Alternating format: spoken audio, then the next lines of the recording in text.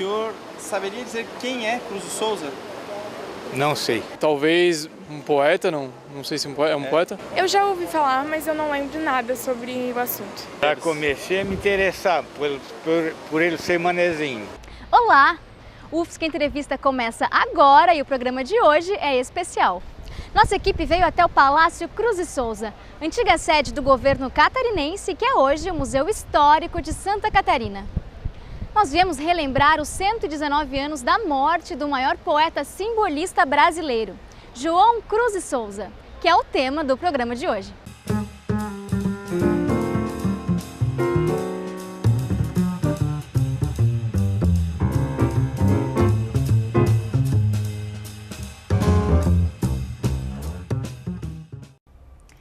O nosso convidado de hoje é pós-doutorando em letras com ênfase em Cruz de Souza.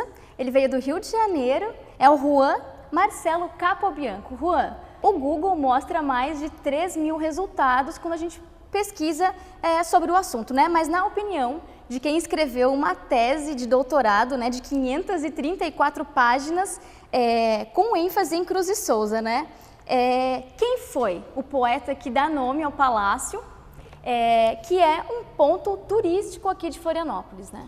Basicamente, Cruz de Souza foi um descendente de linhagem africana sem miscigenação.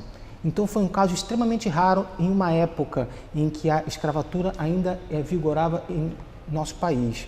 Ele dividiu em duas épocas, porque a partir dele todos foram indireta ou diretamente influenciados por ele, pois ele libertou a palavra de sua objetividade, ele libertou a frase de sua direcionalidade e unicidade, para transformar a frase num campo múltiplo de significados. Por isso é hoje contemporâneo ler Cruz de Souza, porque constantemente renovamos os nossos conceitos e as nossas possibilidades de interpretação do texto do poeta catarinense. Prefiro renunciar a esta ideia infinita da morte. Em seu lugar, prefiro a vida. Assim mesmo, com todos os seus defeitos previsíveis. Ele foi diretor do jornal abolicionista Tribuna Popular em 1881, onde ele combateu o preconceito racial. Mas, ao mesmo tempo, ele praticamente não coloca na sua poesia as questões da escravidão.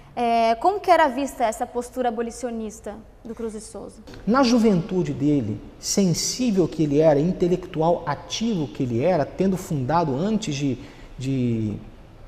da abolição o jornal O Moleque e tendo presidido o Tribuna Popular, como você bem disse, ele teve uma atuação em artigos jornalísticos. Ele proferiu 2 conferências na Bahia, quando trabalhava na ocasião como ponto teatral, em que viajou o Brasil inteiro na Companhia Julieta dos Santos, quer dizer, adquiriu uma cultura genuinamente nacional, pois ele realmente viajou o país inteiro. Então ele teve uma atuação bastante intensa, mas essa atuação, por uma consciência profunda e filosófica de estética da poesia, ele preferiu não trazer para a sua obra, para não estigmatizá-la e não etiquetá-la. E é por isso que há uma separação entre a participação do homem político, Cruz de Souza, anterior à abolição da escravatura, e uma participação como poeta e como estético de poesia, da criação literária artística, em que se separam. E a crítica profundamente confunde e frequentemente faz essa mescla, como se as duas coisas fossem a mesma coisa, quando na realidade não são.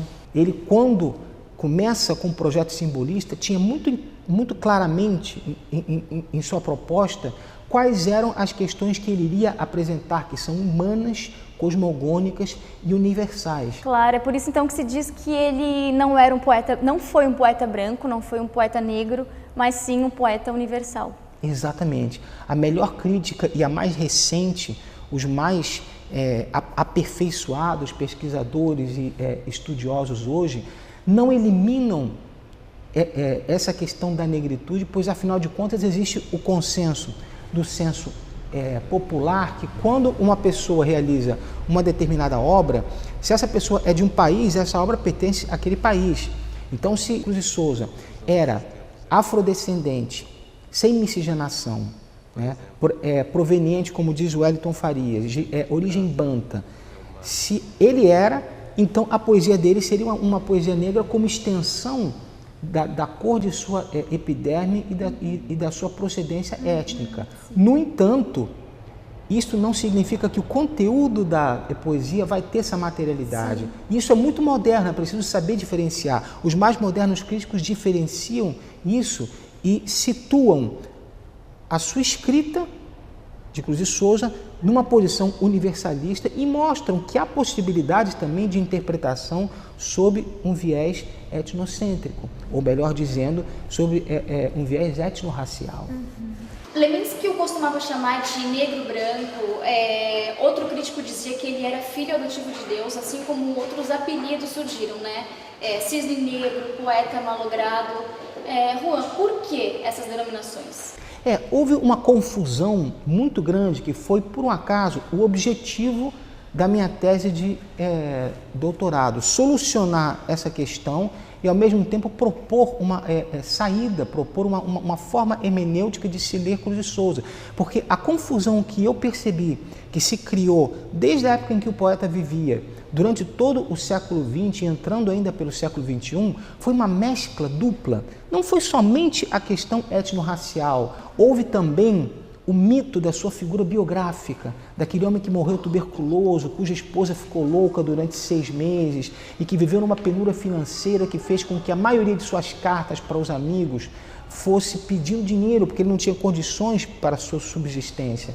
Ele tinha um séquito de admiradores, sendo que um deles, Saturnino de Meirelles, ganhava R$250 mil ao mês e dava 50 para a subsistência de Cruz de Souza. Então, esse mito foi um prato cheio para os biógrafos.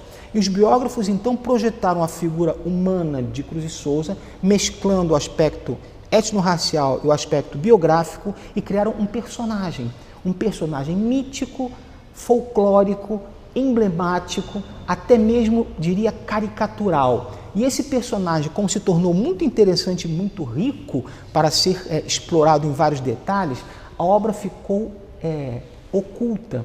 Então, quando Paulo Leminski usa o termo o negro branco, ele quer chocar, porque ele teve a oportunidade de mudar, sofreu críticas sobre esse título, mas ele preferiu manter, exatamente porque em seu livro ele faz uma exaltação da cultura de origem africana e mostra que no livro dele ele não fazia uma discriminação, mas o título é para chocar, é para que nós nos demos conta de que esse estigma duplo, etnorracial e biográfico construído sobre Cruz de Souza, apagou o estudo direto e hermenêutico de sua obra, que era já feita sobre outros autores, mas em Cruz de Souza é muito escasso. Somente nos últimos 20 ou 30 anos que nós vemos isso começar a ser feito já na seara acadêmica. E sobre a sexualidade e a religiosidade na poesia de Cruz de Souza, o que a gente pode falar sobre isso? Como que eles aparecem?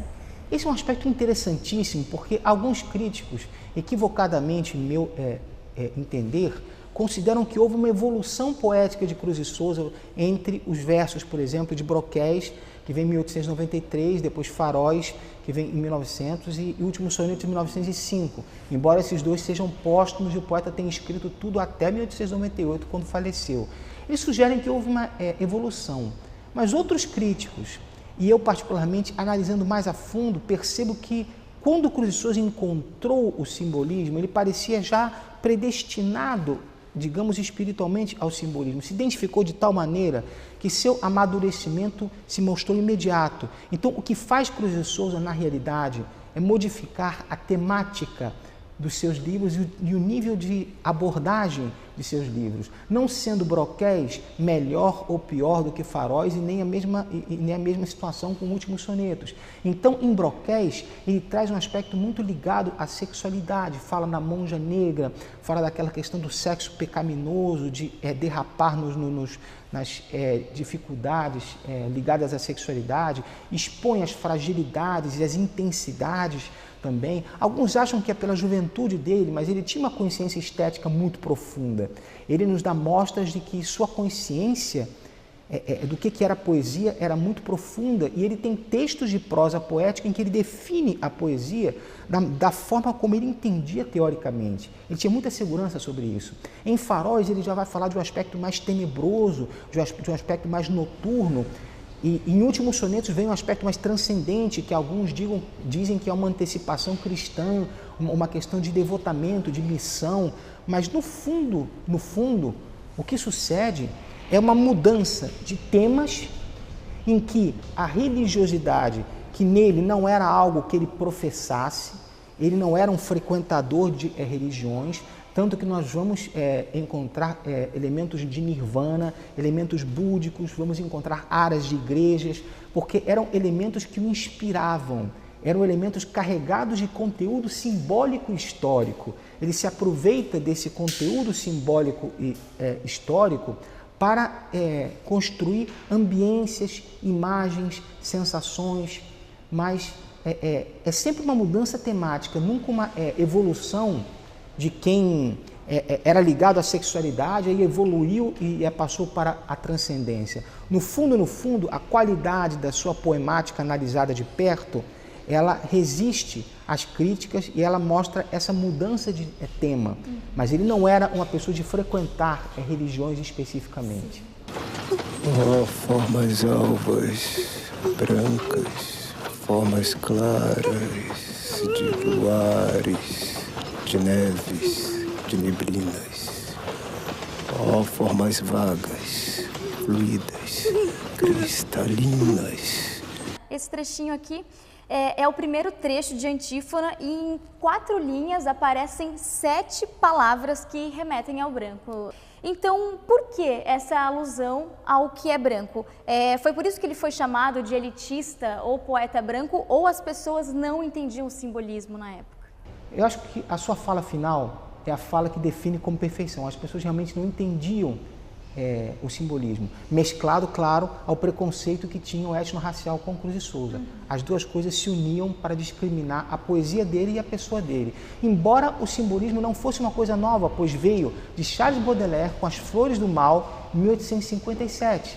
Depois, pelas mãos de Arthur Rimbaud, Paul Verlaine e Stéphane Mallarmé, também franceses, os principais simbolistas. Outros vieram russos depois e se espalhou pelo mundo, mas havia uma dificuldade de se compreender o simbolismo. E a cor branca, particularmente, ela foi utilizada por muitos poetas, inclusive Afonso de Guimarães, que era simbolista também, posterior a Cruz de Souza, não é? Em sua produção. Vários poetas, eles realmente usavam o simbolismo das cores. E o simbolismo das cores nos inspira ao branco como pureza, como transcendência, como uma folha em branco que ainda não foi escrita. O negro nos remete à escuridão da noite, ao mistério soturno, né? Aqueles silêncios sagrados em que nós refletimos. Mas essas simbologias das cores, utilizadas frequentemente pelos poetas simbolistas, não só Cruz de Souza, não tem relação com a questão étnica, a questão etno-racial.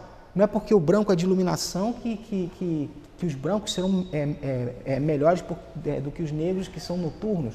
Então, essa confusão foi muito grande, claro, intensificada pela etnia de Cruz de Souza. Por isso, essas alcunhas todas, que eram dadas pelos amigos dele com a melhor das intenções, embora o resultado não fosse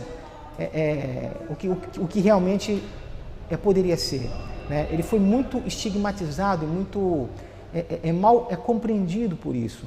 A prova está que ele namorou Pedra Antioquia, que era uma moça negra, desfez o noivado que teve com ela para poder vir ao Rio de Janeiro, casou-se com Gavita Gonçalves, também negra.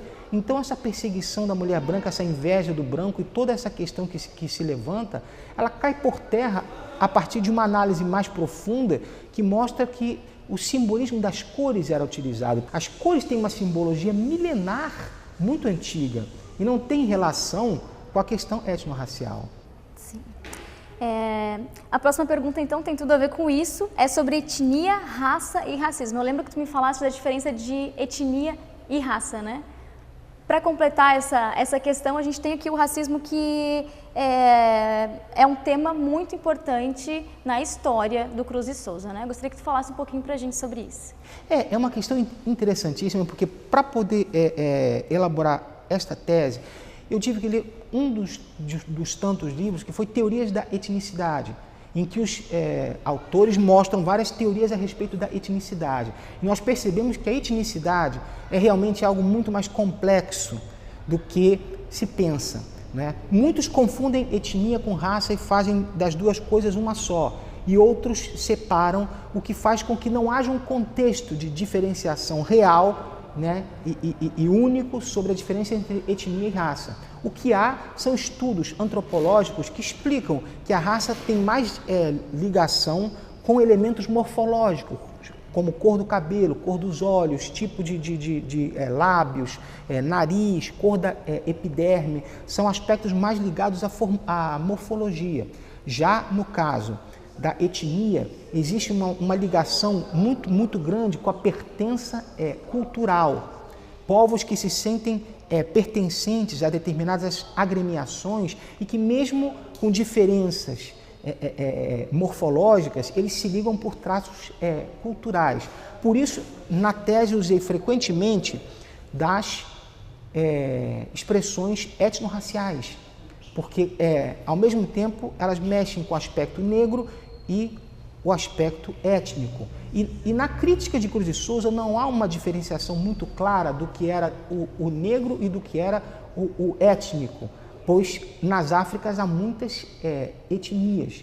Então, isso foi algo que, de certa maneira, enciumou muitos intelectuais do século XX que preferiram não projetar a figura de um homem etnorracial originário diretamente de africanos sem miscigenação em detrimento de suas próprias figuras como pardos claros ou mesmo como brancos. Então nós vamos ver em 1975, lamentavelmente, o presidente da Academia Brasileira de Letras, Austragésilo de Ataíde, na ocasião, dizer que Cruz de Souza não foi chamado para a Academia Brasileira de Letras, fundada no final de 1896 e no início de 1897, não por preconceito racista, mas por preconceito literário, reproduzindo as palavras do poeta parnasiano Alberto de Oliveira, o que é evidentemente um fato falso. Muito difícil reconstruirmos, quase impossível reconstruirmos a realidade passada.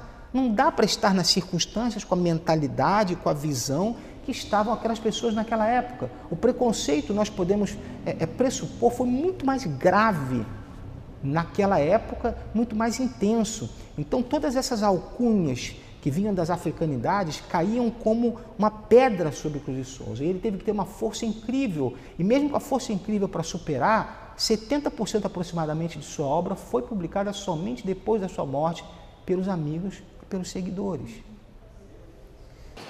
Cruz de Souza é o único poeta negro de dimensão universal na literatura brasileira, não é, Juan? Afinal, ele fez uma obra fantástica numa época que muitos negros não sabiam nem ler. Então, qual que é o mérito disso? Quais são os elementos que fazem a sua poesia ser lida por doutores intelectuais? Exatamente a riqueza intrínseca que está nos versos de Cruz de Souza. Porque, na realidade, como ele foi erroneamente compreendido durante muito tempo, e ainda hoje alguns setores da intelectualidade o entendem assim, como um legítimo representante da etnia africana, ou melhor dizendo, da poesia negra, quando sua obra não contém maciçamente elementos étnicos e o seu tipo de protesto metafórico pode ser interpretado não só como um protesto afro-brasileiro, mas também relacionado a outras culturas e a outros contextos, sua obra tornou-se universalista, tornou-se cosmogônica e humana, ultrapassando profundamente o seu tempo, prevendo realidades conflituosas da psique e da intimidade humana que viriam a eclodir no século XX. Então, pelo fato também dele ter se utilizado em sua obra de elementos matriciais da nossa cultura, verdadeiros ícones da nossa expressão, elementos canônicos, ou como diria o poeta Manuel de Barros, verdadeiros arquissemas que partem daquelas palavras importantes que norteiam nossa escrita: perdão, amor, saudade, glória, reconhecimento, mediocridade, alegria, etc. Como ele se utilizou muito e de forma genial, combinando os símbolos, de forma que não haja um sentido unívoco e um sentido fechado, ele consegue hoje ser lido de uma maneira contemporânea e de uma maneira vista para o futuro, pois a sua poesia pode ser constantemente atualizada, não só devido a essa questão, mas devido à atemporalidade do discurso, pois muitas expressões de Cruz de Souza são eruditas, não são anacrônicas, velhas ou antigas. Então, ele é constantemente reatualizado e essa reatualização se mostra cada vez mais frutífera. Grandes intelectuais de poderoso conhecimento podem extrair de Cruz de Souza elementos riquíssimos. Então, a culpa do século XX inteiro foi dos leitores que não souberam ler e não do poeta que não teve uma obra grandiosa, porque ele realmente teve, e é isso que o sustenta até hoje. Não é o aspecto da negritude que o sustenta, pois Luiz Gama veio antes dele, era negro e provavelmente só os especialistas e os doutos conhecem Luiz Gama, diferente de Cruz de Souza, que tem abrangência nacional, embora não condizente com o mérito a que ele faz jus. Juan, muito obrigada pela sua presença. Muito obrigado a todos vocês, a você. Foi um prazer te receber aqui.